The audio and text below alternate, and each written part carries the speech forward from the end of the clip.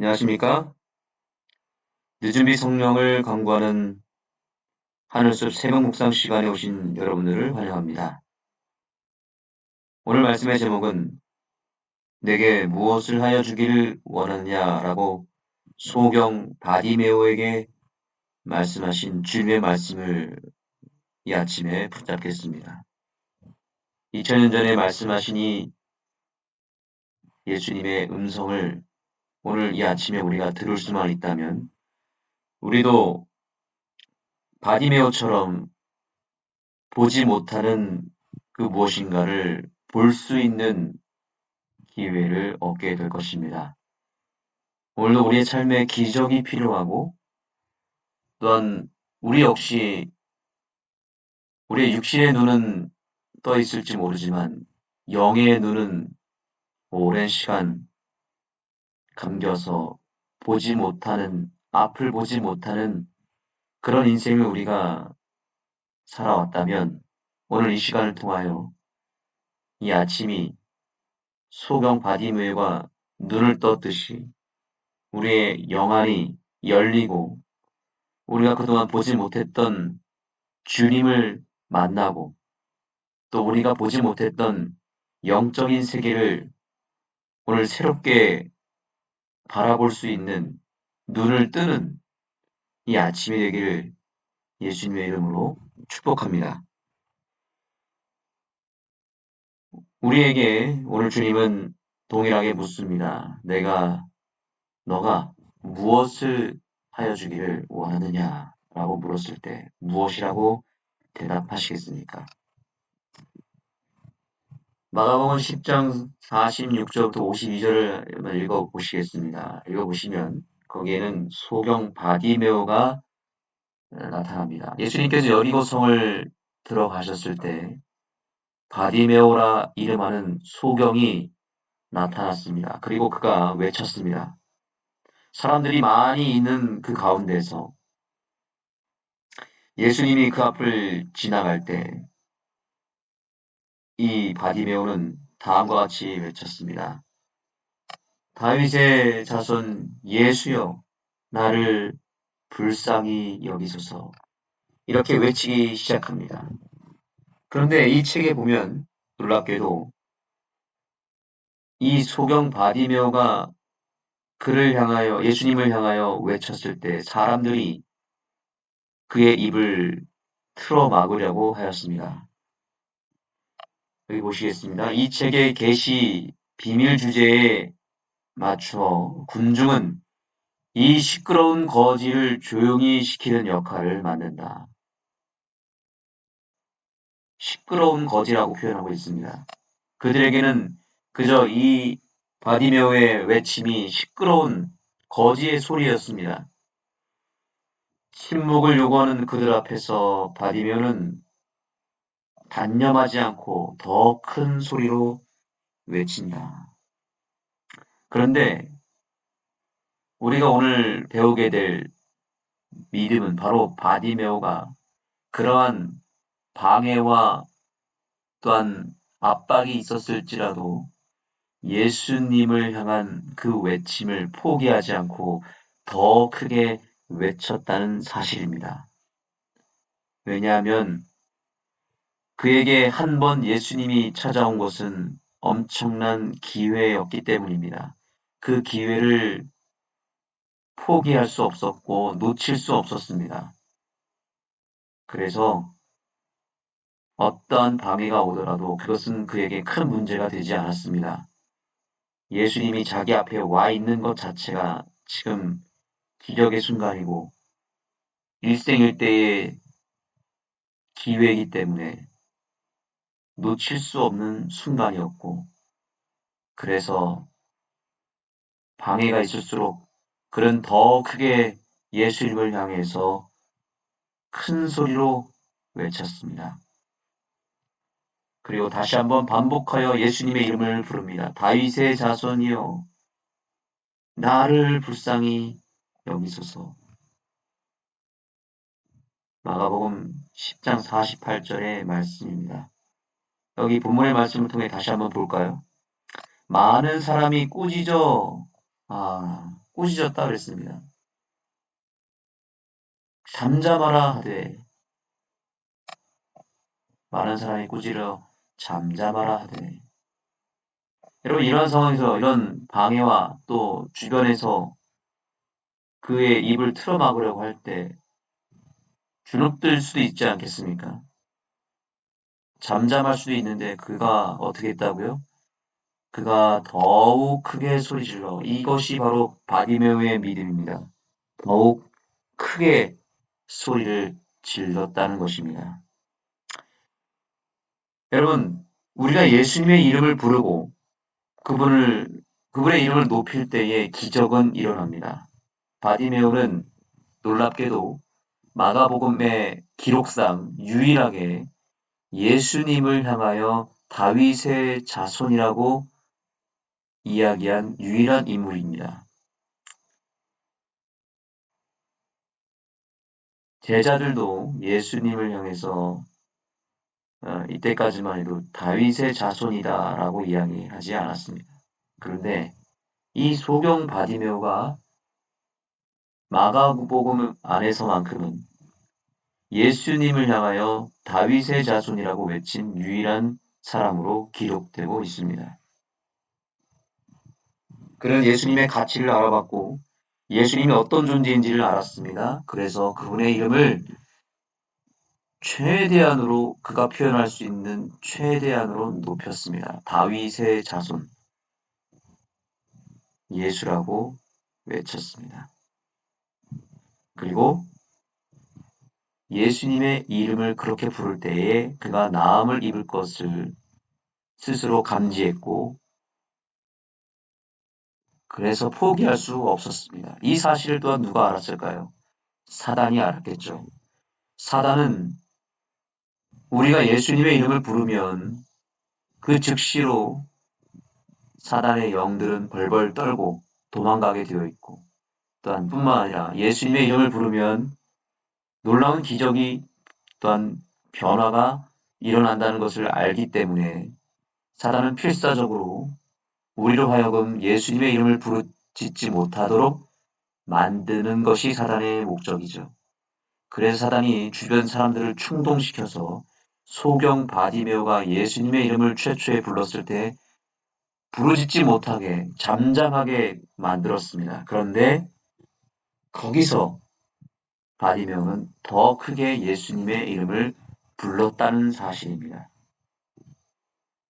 여러분, 사단은 지금도 똑같이 역사하고 있습니다. 우리가 예수님의 이름을 부르기만 하면 기적과 변화가 일어난다는 것을 알기에 우리로 하여금 예수님의 이름을 부르지 못하게 만드는 것이 사단의 유일한 공격입니다. 이것이 이 아침에 깨어지는 시간이 되었으면 좋겠습니다. 사단의 공격이 무력화되는 시간이 바로 이 시간인 것입니다. 우리가 이 시간에 예수님의 이름을 부를 수만 있다면 오늘 우리는 즉시로 승리하게 되어 있고 기적을 경험하게 되어 있습니다. 사단이 이 시간을 그래서 가장 싫어하고 가장 공격하고자 하는 시간입니다. 또한 우리가 새벽을 깨운다 할지라도 최대한으로 예수님의 이름을 부르지 못하게 만드는 것이 사단의 전략입니다. 그러므로 오늘 우리는 이 시간에 더더욱 이 바디메오처럼 우리가 더욱 크게 소리를 지르며 예수님의 이름을 불러야 할 것입니다. 이제 잠시 뒤에 우리가 기도할 시간에 예수님의 이름을 가능한 대로 최대한 크게 외쳤으면 좋겠습니다. 우리가 기도를 할 때 너무 조용히 할 필요가 없습니다. 할 수만 있다면 우리가 입이 있으면 소리를 내야 되지 않겠습니까? 마음으로만 그렇게 읊조리는 것이 아니라 우리가 절박한 그 마음의 심령을 주님께 드려야 된다면 가능하면 소리를 내어서 기도했으면 좋겠습니다. 그리고 무엇보다 예수님의 이름을 외쳤으면 좋겠습니다. 예수님의 이름은 부르라고 있는 게 이름이잖아요. 예수님의 이름을 우리에게 주신 이유는 부르짖으라고 주신 거거든요. 그냥 속으로, 그냥 알고 속으로만 읊조리라고 준 것이 아니라 입으로 소리를 내라고 주신 것이죠. 다윗의 자손 예수의 이름을 우리가 부를 때 그때가 바로 기적이 일어나는 순간이 될 것입니다. 기도가 잘 되지 않을 때, 말씀이 잘 읽혀지지 않을 때, 설교가 이해되지 않을 때, 바로 그때가 기적의 순간이 임박했다는 증거가 됩니다. 왜냐? 사단이 역사하고 있기 때문이죠. 사단이 끊임없이 우리로 하여금 예수님의 이름을 부르지 못하게, 기도를 하지 못하게 만들고, 또한 예수님의 이름을 듣지 못하게 만들고, 복음을 이해하지 못하게 만들어서 자꾸만 기도를 방해시키고, 예배를 방해시키고, 설교를 방해시킵니다. 그래서 뭔가 기도가 안 되고 설교가 들리지 않으면 그때 아예 기정사실로 알아야 됩니다. 아, 기적이 임박했구나. 사단이 나로 하여금 복을 받지 못하게 기적을 방해하기 위해서 나를 지금 공격하고 있구나. 이렇게 생각하시고 거기서 포기할 것이 아니라 바디메오처럼 더욱 크게 소리 지르시기 바랍니다. 그것이 오늘 우리가 기적을 경험할 수 있는 기회가 되는 것입니다. 그는 그분이 자신을 치료할 수 있다는 확신의 표현이었다. 확신이 있었습니다. 확신을 가지고 예수님의 이름을 부르시기 바랍니다. 예수님 시대의 다윗의 자손이라는 칭호의 의미는 한 왕이 이스라엘 왕좌를 회복할 것과 그 왕이 치유자이며 악귀를 몰아내는 자라는 두 가지 개념을 가지고 있었다는 것입니다. 예. 그래서 그 왕이 우리의 죄를 사하고 우리를 치유하고 악귀를 몰아낼 수 있다라고 하는 그런 의미를 갖고 있었다는 것입니다. 우리 주님께서는 오늘 우리가 왕으로 모시는 순간 왕이신 예수님, 다윗의 자손이신 예수께서 우리 안에 있는 모든 죄와 악귀와 질병과 삶의 문제를 다 몰아내실 것입니다. 몰아내어서 근본적인 치유를 이룰 것입니다. 그러니 예수님의 이름을 부르기를 포기하지만 마십시오. 포기하지만 않으면 됩니다. 예수님의 이름을 포기하는 순간, 예수님의 이름 부르짖는 것을 멈추는 순간 사단이 우리를 지배할 것이지만 우리가 예수님의 이름을 끊임없이 외칠 때에 예수님이 몰아내시고 모든 악기를 쫓아내시고 우리의 마음의 지배자가 되실 것입니다. 자, 드디어 예수님께서 그 소경 바디메오의 외침을 듣고 멈추셨습니다. 그리고 그에게 다가오셨습니다. 그런데 놀랍게도 예수님이 멈췄고 자기에게 오는 것을 아는 순간 소경 바디메오가 겉옷을 벗어 던졌다라고 말하고 있습니다. 그가 예수께 나아갈 때 자신의 겉옷을 벗어 던졌다는 것인데 그것은 대단히 의미 있는 행동이었다라고 말합니다. 대단히 의미 있는 행동이었다. 무슨 행동이었을까요? 자, 예수님 당시에 눈먼 사람들은 과부, 고아와 함께 사회에서 가장 밑바닥에 있었던 사람이었다. 이들은 절대 빈곤층이었고, 말 그대로 실제적 위험 가운데 살고 있었다. 그러므로 겉옷은 그의 전 재산이요, 중요한 안전장치였다. 그런 겉옷을 던지고 나간 것은 예수님이 자신을 고쳐주실 것이라고 하는 믿음이 있었다는 의미입니다. 아멘. 겉옷은 그에게 단순히 옷이 아니었고요. 그 당시의 겉옷은 굉장히 긴 천이었습니다. 낮에는 그것이 햇빛을 가려주는 안전장치였고요. 밤에는 그 겉옷으로 이불 역할을 해서 그것을 덮고 잤습니다. 그것은 그 당시에 매우 중요한 의미를 갖고 있는 비중을 차지하는 재산 중 하나였다고 합니다. 그런데 소경 바디메어에게 있어서 가지고 있는 것이라고는 이 겉옷 하나밖에 없었던 것이죠. 그가 가지고 있는 전부를 다 내어 던지고 예수님께로 달려나갔다는 것입니다. 오늘 이 새벽 시간은 우리가 가지고 있는 모든 것을 내려놓고 주님 앞으로 달려가는 시간이 되어야 합니다. 그때 기적이 일어납니다. 여러분 그거 아십니까? 우리가 가지고 있는 모든 것을 다 잃어버린다 할지라도 그것을 다 내어 던진다 할지라도 예수 그리스도 한 분만을 얻기 위하여 우리가 내려놓는 그 모든 것은 의미가 있다는 것입니다. 우리가 우리 인생의 최대의 투자는 내가 가진 모든 것을 다 내어 던지고 다 버리고 예수님께로 달려나가는 그 믿음은 우리 인생의 최대의 투자이고 결정이고 선택입니다. 가장 위대한 선택입니다. 새벽 시간은 바로 그러한 위대한 선택을 하는 시간입니다. 우리가 지금 가지고 있는, 우리가 두르고 있는 겉옷은 무엇입니까? 그것을 칭칭 감아놓고 예수님이 우리 앞에 와 있는데도 불구하고 우리가 그분 앞으로 나아가지 못한다면, 그래서 결국 예수님을 확실하게 붙잡지 못하고 놓쳐버린다면, 우리는 그 겉옷 하나 때문에 가장 크고 가장 위대하고 가장 가치 있는 예수라고 하는 보물을 놓치는 것 아니겠습니까? 보물이 내 앞에 와 있는데 겉옷 하나 붙잡겠다고 그 보물을 놓친다면 가장 어리석은 믿음 아닙니까? 우리가 바로 그러한 믿음을 가지고 있을 때가 있지 않습니까? 세상의 가치를 또 눈에 보이는 물질의 가치를 붙잡느라 예수님을 얼마나 많이 놓쳤습니까? 이 아침은 결코 예수님을 놓치는 시간이 되지 않았으면 좋겠습니다. 이 아침이야말로 우리가 예수님을 얻을 수 있는 기회입니다. 제가 아는 한 청년의 이야기를 드리고 마치겠습니다. 그 청년은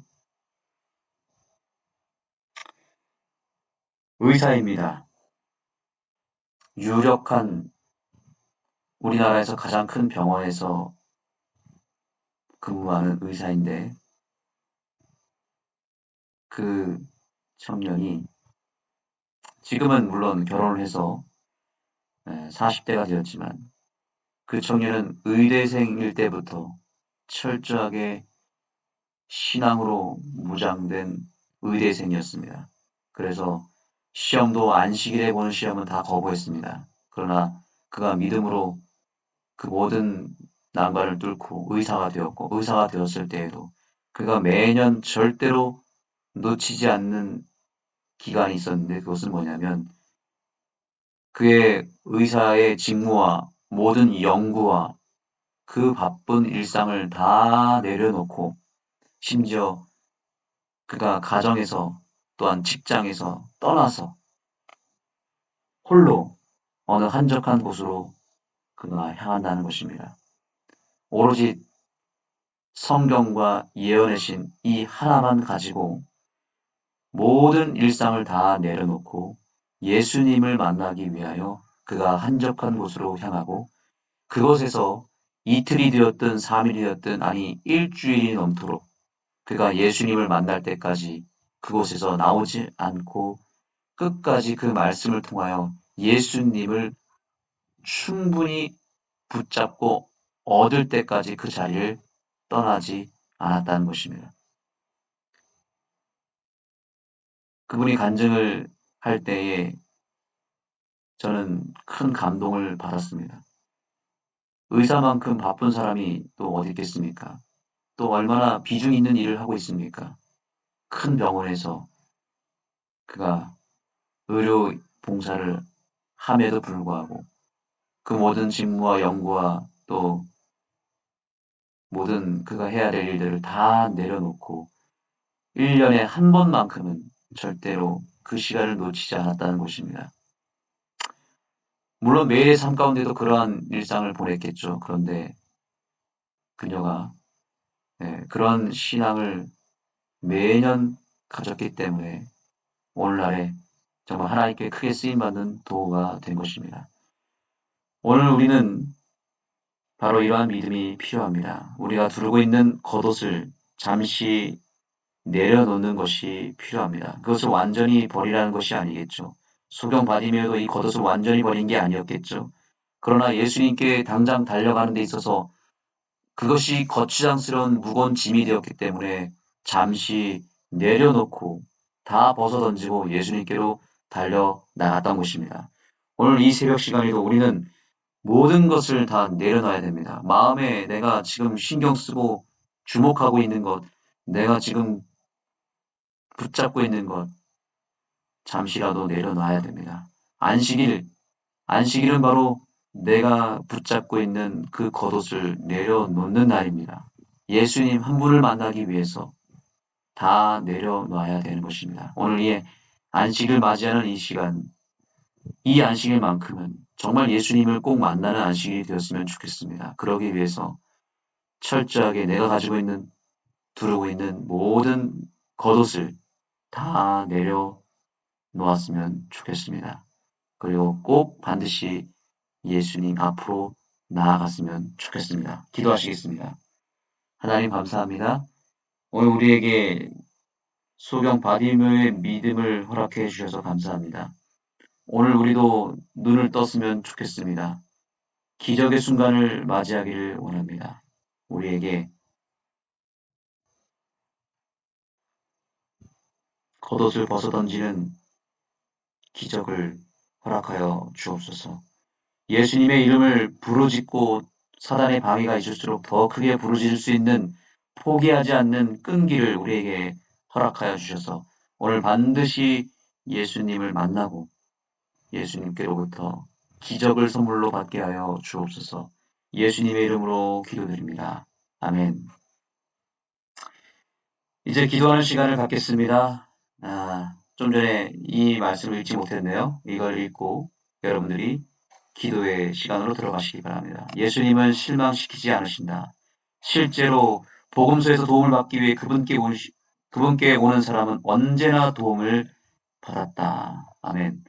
오늘 주님은 저와 여러분을 실망시키지 않을 것입니다. 우리가 오늘 기도를 통하여 바디메오처럼 주님 앞으로 나아갈 때, 그분의 이름을 부르짖을 때 언제나 주님은 우리를 도와주시고자 기다리고 계시고 반드시 우리를 도와주실 것입니다. 절대로 실망시키지 않을 것입니다.